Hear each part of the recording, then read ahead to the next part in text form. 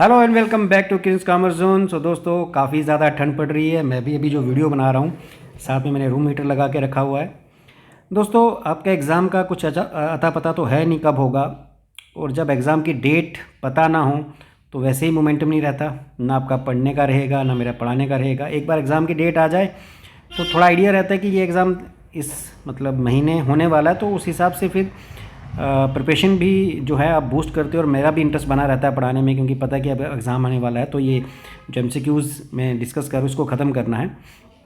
But exam का कुछ पता नहीं है, जैसे एग्ज़ाम की डेट आएगी तो आपको रेगुलर वीडियोस मिलने शुरू हो जाएंगे। ये जो PDF हम डिस्कस कर रहे हैं 900 MCQs की, ये PDF आपको मिलेगी किंग्स कॉमर्स जोन की ऐप पे। उसका लिंक आपको डिस्क्रिप्शन बॉक्स में मिल जाएगा, या प्ले स्टोर से किंग्स कॉमर्स जोन आप टाइप करें, आपको ऐप दिखेगी। वो ऐप से आप ये 900 MCQs के PDF ले सकते हैं उस ऐप में। साथ ही साथ आपको मिल जाएंगे मॉक टेस्ट, 10 मॉक टेस्ट। हर मॉक टेस्ट में 50 क्वेश्चन अकाउंटेंसी के हैं, कुल मिला के 500 क्वेश्चन जो उसका मॉक टेस्ट आप दे सकते हो, और साथ में उसके एनालिसिस वीडियोज़ भी मिलेंगे आपको। तो चलिए दोस्तों, आज का MCQ शुरू करते हैं। इससे पहले 18 MCQs हम कर चुके हैं लास्ट वीडियो में। आज 19th MCQ से हम शुरू करने वाले हैं। तो क्वेश्चन हमारा 19th है, rent paid on 1 October 2004 for the year to 30 September 2005। यानी 1 अक्टूबर 2004 से लेकर 1 अक्टूबर 2004 से लेकर 1 अक्टूबर 2004 से लेकर 30 सितंबर 2005 तक जो हमारा रेंट था साल का, वो 1200 रुपये था। लेकिन अगर मंथ के हिसाब से बात करें तो साल में 12 महीने होते हैं, तो हम ये कह सकते हैं कि 100 रुपीज़ पर मंथ था। क्लियर है। उसके बाद 1 अक्टूबर 2005 से लेकर 30 सितंबर 2006 तक हमारा रेंट था साल का 1600। अगर इसको भी मंथ के हिसाब से डिवाइड करें तो अप्रॉक्सीमेटली 133.33 आपका जो महीने का रेंट है वो आएगा। हमें क्वेश्चन में ये पूछा है कि हमें रेंट बताना है दिसंबर तक का, यानी हमें रेंट दिखाना है 1 जनवरी से लेकर टू 31 दिसंबर 2005 तक का। तो देखिए 2005 में यहाँ पे 30 सितंबर तक, ये आप देख रहे हैं 30 सितंबर तक, 30 सितंबर 2005। तो 1 जनवरी से लेकर 1 जनवरी से 30 सितंबर 2005 अगर आप मंथ काउंट करें तो 9 महीने बनते हैं। इसका मतलब यहाँ तक जो आपका रेंट था 9 महीने का, यानी सितंबर तक का, सितंबर 2005, तो वो आपके 9 महीने बनते हैं। तो एक महीने का रेंट अगर आपका 100 रुपये था तो 9 महीने का रेंट हो गया 900 रुपये। ठीक है। बाकी के 3 महीने आपके यहाँ से शुरू होंगे, अक्टूबर, नवंबर और दिसंबर। लेकिन इन 3 महीनों में रेंट आपका था 133.33। तो बाकी के जो 3 महीने बचे उसमें आपका रेंट था 133.33 इंटू 3 महीने का, तो 12 महीने पूरे हो गए। तो अप्रोक्सीमेटली ये 400 बनता है। तो कुल मिलाकर अगर आप इंटरेस्ट का रेंट का टोटल करें वो 1300 आएगा। तो हमें यही पूछा गया था कि दिसंबर तक का रेंट बताओ। तो दिसंबर में सितंबर 2005 यानी जनवरी से सितंबर 2005 आपने रेंट लिया 100 रुपये के हिसाब से, तो 9 महीने का 900 हो गया। और इस तरह अक्टूबर, नवंबर, दिसंबर में 3 महीने में आपका रेंट था 133.33, तो उसका मल्टीप्लाई बाय 3 किया, अप्रॉक्सीमेटली 400 आ जाएगा। तो कुल मिला के 1300 इंटरेस्ट हो गया आपका साल का अप टू 31 दिसंबर 2005 तक। तो सी इज़ द राइट आंसर। चलिए जी आगे बढ़ें। Next is a decrease in the provision for doubtful debts would result इन। देखिए प्रोविजन फॉर डाउटफुल डेट्स पहले आप समझिए है क्या। प्रोविजन फॉर डाउटफुल डेट्स होता है कि वो पैसा जिसके डूबने के आपके चांसेस है। हमें ये पता होता है विद द पास्ट एक्सपीरियंस कि हमारा कितना पैसा डूब सकता है। इसका मतलब हमारा जो पैसा मे भी रिकवर ना हो उसके लिए हम पहले से प्रोविजन बना लेते हैं। तो एक तरह का ये हमारा क्या है, एक तरह का हमारा ये लॉस है। तो अगर हमारा लॉस डिक्रीज हो रहा है, या हमारे हम कह सकते हैं हमारे एक्सपेंस डिक्रीज हो रहे हैं, तो लॉस या एक्सपेंस जब भी डिक्रीज होंगे तो हमारा प्रॉफिट क्या होगा, हमारा प्रॉफिट इंक्रीज होगा। एक्सपेंस या लॉसेस कम होने से प्रॉफिट इंक्रीज हो जाता है। ठीक है।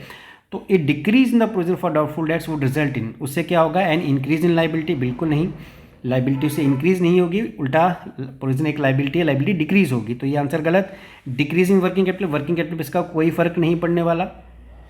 ठीक है। Decrease in net profit, net profit decrease नहीं होगा, क्योंकि एक अगर प्रोविजन फॉर डाउटफुल डेट्स, जैसे मैंने कहा कि एक एक्सपेंस अगर डिक्रीज होता है तो प्रॉफिट हमारा उल्टा क्या होगा, इंक्रीज होगा। सो ये आंसर भी गलत है। नेक्स्ट देखते हैं डी पार्ट। 3 आंसर तो है नहीं, इसका मतलब चौथा तो होना ही चाहिए। चलिए आ जाइए भाई, आ जाओ आ जाओ आ जाओ। ये रहा, and increase in net profit, बिल्कुल सही जवाब। तो इसका आंसर भी यही रहेगा कि हमारा प्रॉफिट क्या होगा, उससे इंक्रीज होगा, क्योंकि हमारे जो डाउटफुल डेट्स हैं यानी हमारा लॉस है, लॉस डिक्रीज हो रहा है, तो इससे मतलब आपका प्रॉफिट इंक्रीज होगा। Next question is the process of transferring the debit and credit item from a journal to their respective accounts in the लेजिस टर्म्ड एज। हम जर्नल से जब इंडिविजुअल अकाउंट्स में, रिस्पेक्टिव अकाउंट्स में हम ट्रांसफ़र करते हैं डेबिट और क्रेडिट आइटम्स को, तो उसको हम क्या बोलते हैं? Option A posting, option B purchase, option B balancing of an account, option D arithmetical accuracy of test. तो जब हम जर्नल से फाइनली आइटम्स को डेबिट या क्रेडिट करते हैं रिस्पेक्टिव अकाउंट्स में, तो उसको हम बोलते हैं पोस्टिंग। तो क्वेश्चन नंबर 21 का आंसर रहेगा ए। चलिए जी next, the technique of finding the net balance of an account after considering the total of both debit and credit appearing in the account is known as. भाई जब हम net balance निकालते हैं, net balance कब निकालते हैं हम सबको पता होगा कि अकाउंट बनता है, just a second, net balance कब निकालते हैं सबको पता है कि अकाउंट बनता है टी फॉर्म में, ठीक है। इस तरह से ये डेबिट साइड हो जाती है, ये आपकी क्या हो जाती है, क्रेडिट साइड, ठीक है। तो जब हम टोटल करते हैं डेबिट साइड का भी और क्रेडिट साइड का भी और बैलेंस निकालते हैं, तो उसको हम क्या कहते हैं? A posting, B purchase, C balancing of an account, D arithmetical accuracy test. तो अभी मैंने बता दिया कि जब हम दोनों साइड्स का, डेबिट साइड का भी और क्रेडिट साइड का टोटल करते हैं और बैलेंस निकालते हैं। बैलेंस कैसे निकालते हैं? जो साइड बड़ी है उसका टोटल करके जो छोटी साइड उसमें से माइनस कर देते हैं, छोटी वाली साइड, तो हमारा बैलेंस निकलता है। तो उसको हम कहते हैं बैलेंसिंग ऑफ अकाउंट, यानी अकाउंट्स को बैलेंस करना, यानी दोनों अकाउंट्स को का टोटल जो है सेम लाना, that is called balancing of an account. तो उसको हम कहेंगे balancing of account. Question number 22 का जो आंसर रहेगा दैट विल बी सी। चलिए जी next, journal and ledger records transaction in. Journal और लेजर्स में ट्रांजेक्शन को हम किस ऑर्डर में रिकॉर्ड करते हैं?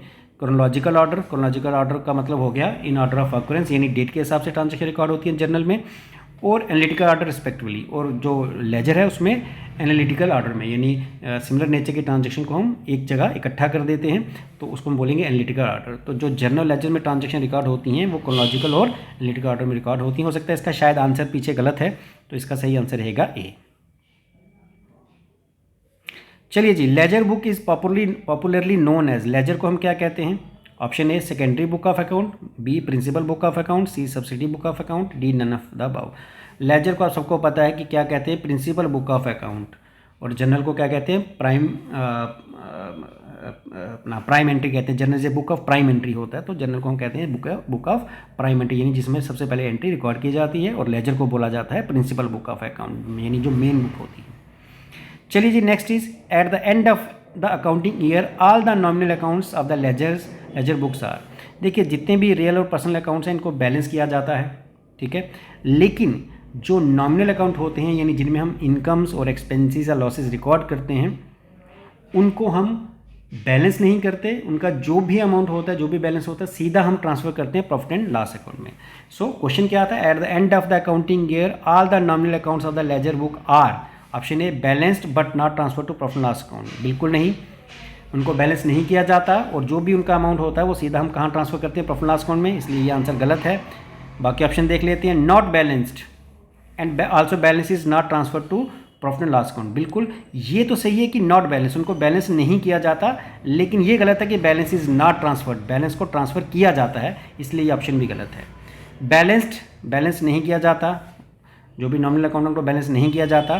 डी नॉट बैलेंस सही, and their balance is transfer to profit loss account. और उनके बैलेंस को हम कहाँ ट्रांसफर करते हैं? प्रॉफिट लॉस अकाउंट में। ये सही आंसर है कि नॉमिनल अकाउंट्स को बैलेंस नहीं किया जाता, और उनके जो बैलेंस होते हैं कहाँ ट्रांसफर किए जाते हैं? ट्रेडिंग अकाउंट या फिर प्रॉफिट एंड लॉस अकाउंट में। चलिए next, a trial balance will not balance if. एक ट्रायल बैलेंस नहीं होगा। ऑप्शन क्या है? If. Option A correct journal entry is posted twice. अगर हम एक करेक्ट जेनेंट्री को 2 बार पोस्ट करें, देखिए अगर एक एंट्री 2 बार हम लिखेंगे, 2 बार रिकॉर्ड करेंगे, इसका मतलब हम 2 बार डेबिट या क्रेडिट में लिखेंगे। मान लो पहली बार हमने डेबिट 2000 लिखा, क्रेडिट 2000 लिखा, फिर गलती से वही एंट्री दोबारा बना दी, फिर से डेबिट 2000 लिखा, क्रेडिट 2000 लिखा, अल्टीमेटली ट्रायल बैलेंस तो आपका बराबर हो गया 4000, ठीक है। कहता है trial balance will not balance, कब वो बैलेंस नहीं होगा? कहता है जब करेक्ट एंट्री हम पोस्ट करेंगे 2 बार। नहीं जी, इससे तो बैलेंस हो जाएगा, इसलिए ये आंसर गलत है। Second, the purchase on credit basis is debited to purchase and credit to cash. भाई इससे कोई फर्क नहीं पड़ने वाला, आपका ट्रायल बैलेंस तब मैच नहीं होगा जब डेबिट और क्रेडिट साइड में किसी एक साइड में आप कम और किसी एक साइड में ज़्यादा वैल्यू लिखो। अगर आपने परचेज क्रेडिट पे की है और परचेज अकाउंट को डेबिट करके कैश अकाउंट को क्रेडिट किया, इससे कोई फ़र्क नहीं पड़ता, क्योंकि आपने एक डेबिट और एक क्रेडिट किया तो सेम अमाउंट से किया, तो इससे कोई फ़र्क नहीं पड़ेगा, इसलिए ये आंसर भी गलत है। ₹500 cash payment to creditor is debited to creditor for ₹50। हाँ, यहाँ पर हमने कैश पेमेंट कितनी की 500, लेकिन लिखा कितना 50, एंड क्रेडिट कैश 500, यानी कैश में हमने पूरा 500 लिखा, यानी कैश हमने 500 रुपया कम कर लिया, लेकिन कैश हमने क्या किया 500 रुपया कम कर लिया, यानी डेबिट बैलेंस आपका 500 कम हो जाएगा, लेकिन क्रेडिट बैलेंस भी 500 कम होना चाहिए, लेकिन क्रेडिटर्स में आपने सिर्फ 50 रुपये कम किए। इसका मतलब आपका जो क्रेडिट साइड है वो सिर्फ 50 रुपये कम हुई है, और कैश कितनी कम हो गई 500, तो बीच का जो डिफरेंस आ गया 450 का, इसकी वजह से आपके दोनों बैलेंस जो हैं मैच नहीं करेंगे, तो यही आपका सही आंसर है। Trial balance will not balance if ₹500 cash payment to creditors is debited to creditor for ₹50, यानी हमने क्रेडिटर को दिए तो 500, लेकिन गलती से उनके अकाउंट में से हमने लेस किया सिर्फ 50, इसका मतलब हमारे क्रेडिटर्स 450 ज़्यादा दिखाई देंगे एज़ कम्पेयर टू कैश। सो इसका आंसर जो है रहेगा सी। चलिए दोस्तों नेक्स्ट पे मूव करते हैं। Next is 1500 receive from sub tenant for rent and entered correctly in the cash book. हमें टेनेंट से 1500 रिसीव हो गया एज ए रेंट, और हमने उसको क्या किया, हमने उसको, ये आपकी debit side credit side trial balance की, हमने इसको कैश में डाल दिया 1500। ठीक है, आपको पता है कैश का डेबिट बैलेंस होता है, तो डेबिट साइड 1500 बढ़ गई।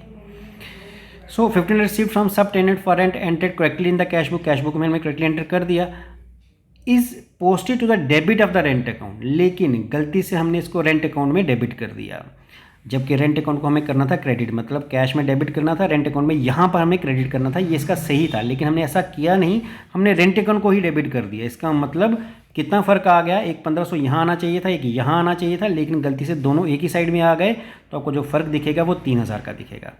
तो अब ऑप्शंस पे आते हैं। A, the debit total will be greater by ₹3000 that to the credit total, यानी जो हमारा डेबिट का टोटल है वो क्रेडिट टोटल से 3000 ज़्यादा होगा। बिल्कुल जी, यहाँ पे आपको 3000 दिख रहा है, यहाँ कुछ नहीं दिख रहा, तो यही सही आंसर है।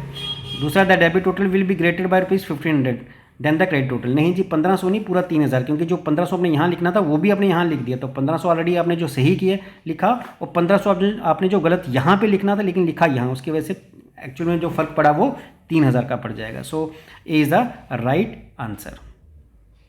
चलिए जी नेक्स्ट पे, after the preparation of ledger the next step is the preparation of, देखिए जर्नल से बनती है लेजर, लेजर के बाद क्या बनता है ट्रायल बैलेंस, तो नेक्स्ट स्टेप क्या होता है ट्रायल बैलेंस बनाना, ट्रायल बैलेंस के बाद हम ट्रेडिंग अकाउंट और प्रॉफिट लॉस अकाउंट बनाते हैं, तो नेक्स्ट स्टेप क्या रहेगा ट्रायल बैलेंस, ये तो ईजी है।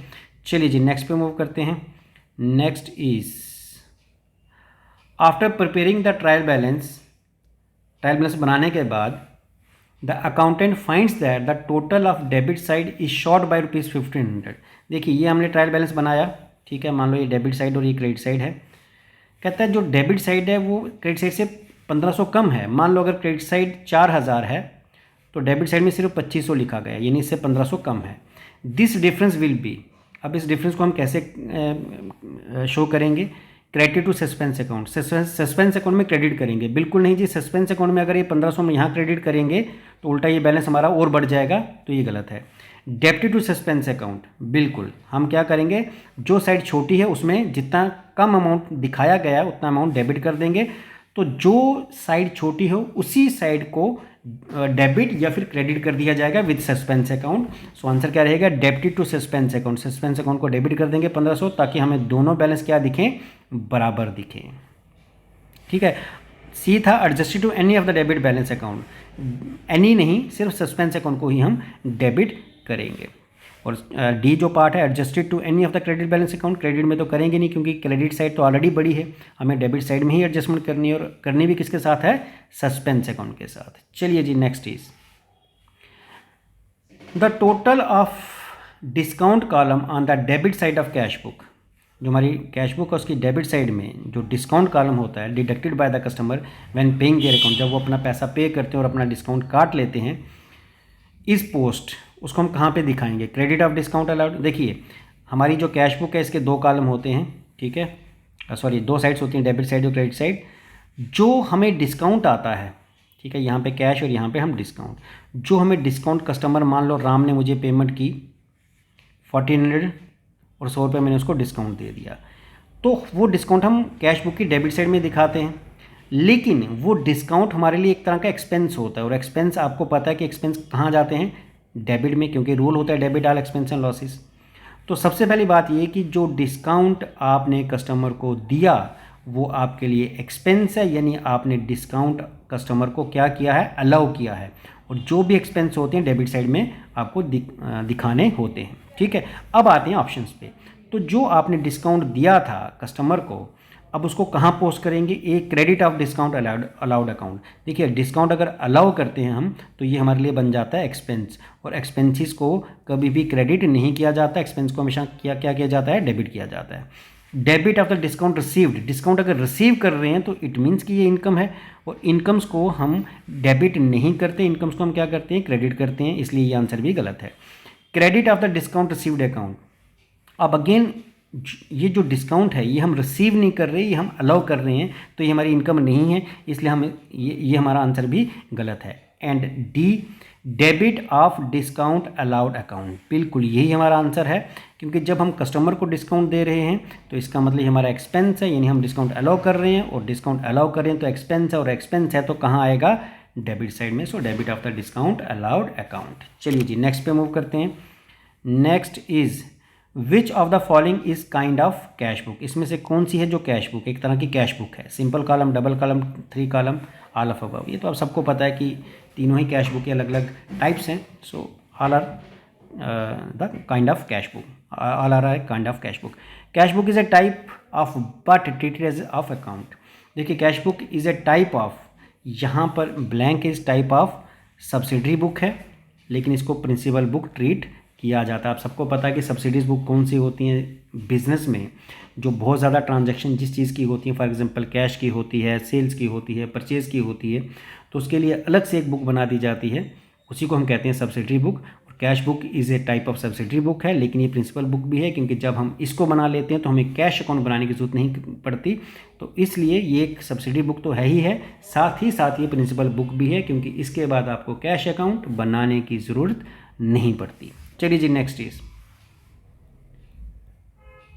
विच of the following is not a column of a 3 column cash book.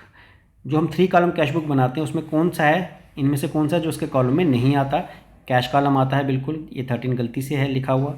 Bank column भी आता है, डिस्काउंट कॉलम भी आता है। कौन सा नहीं आता, पेटी कैश कॉलम इसमें नहीं आता, वो पेटी कैश बुक में आता है। Next, salary due for the month of March will appear on. जो मार्च की सैलरी ड्यू है उसको हम कहाँ दिखाएंगे, देखिए on the receipt side of cash book नहीं, क्योंकि जो सैलरी ड्यू है इसका मतलब पेमेंट नहीं की, और कैश बुक में हम सिर्फ कैश की पेमेंट या कैश की रिसिप्ट रिकॉर्ड करते हैं, तो इसलिए ये कहीं भी नहीं आएगी, nowhere in the cash book. Cash book में कहीं भी इसको हमें नहीं लेना है। Contra entries are pass only when, contra entry हम कब पास करते हैं, जब डबल कॉलम कैश बुक हो, 3 कॉलम कैश बुक हो, सिंपल कैश बुक हो, नन ऑफ द अबव। वैसे तो इसका आंसर है 3 कॉलम कैश बुक, लेकिन आपको ये भी बता दूं कि कई बार जो डबल कॉलम कैश बुक होती है इसमें हम कैश और बैंक कॉलम भी बना सकते हैं। तो अगर डबल कॉलम कैश बुक में कैश और बैंक कॉलम दोनों बना रहे हैं तो उस केस में भी कॉन्ट्रा एंट्री आ सकती है।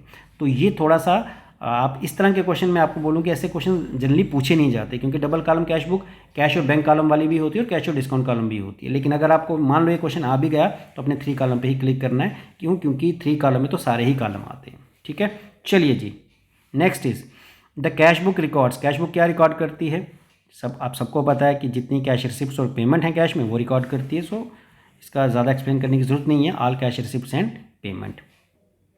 बैलेंस आ in the petty cash book. Petty cash book में जो बैलेंस है, फॉर एग्जांपल पेटी कैश, आपको पता है कि एक पेटी कैशियर होता है जिसको कुछ खर्चा दे दिया जाता है पेटी एक्सपेंस पे करने के लिए। तो मान लो 1000 रुपये पेटी कैशियर को दिया गया, 700 उसने खर्च कर दिया, 300 उसके पास कैश पड़ा है, तो इसको हम क्या बोलेंगे, एक्सपेंस, प्रॉफिट, एसेट या लाइबिलिटी। ये एक्सपेंस तो नहीं है क्योंकि कैश है, कैश हमारा क्या है, एसेट है, तो इसको हम क्या बोलेंगे, an asset. If Ram has sold goods for cash the entry will be recorded. अगर राम ने कैश में गुड्स बेची तो एंट्री हम कहाँ रिकॉर्ड करेंगे, देखिए जितनी भी कैश की ट्रांजैक्शन है उसकी एंट्री कहाँ होती है, कैश बुक में, तो उसको कैश बुक में रिकॉर्ड करेंगे। सेल्स बुक में तब होता अगर वो क्रेडिट सेल होती। ठीक है, चलिए जी next is sale is deemed to accrue at the place where, option A income tax का क्वेश्चन है ये, payment for service is rendered या service sorry, payment for service is received, B service are rendered, C इधर A और B, D none of the above. देखिए salary वहीं पे accrue होती है जहाँ पर आप सर्विस देते हो। डजेंट मैटर कि पेमेंट आपको कहाँ मिली, जहाँ जिसके लिए आप सर्विस कर रहे हो उसी के लिए सैलरी ड्यू जो है डीम टू अक्रू मानी जाती है, इसलिए बी इसका सही आंसर है। Next, inclusive definition of salary is given under section. Inclusive definition किस सेक्शन के अंदर दी गई है? इसमें शायद आंसर पीछे गलत है। Inclusive definition of salary given है सेक्शन 17 सबसेक्शन 1 के अंदर। तो दोस्तों ये थे आज के एमसीक्यूज़। नेक्स्ट के 20 या 25 एमसीक्यूज़ हम नेक्स्ट सेशन में करेंगे।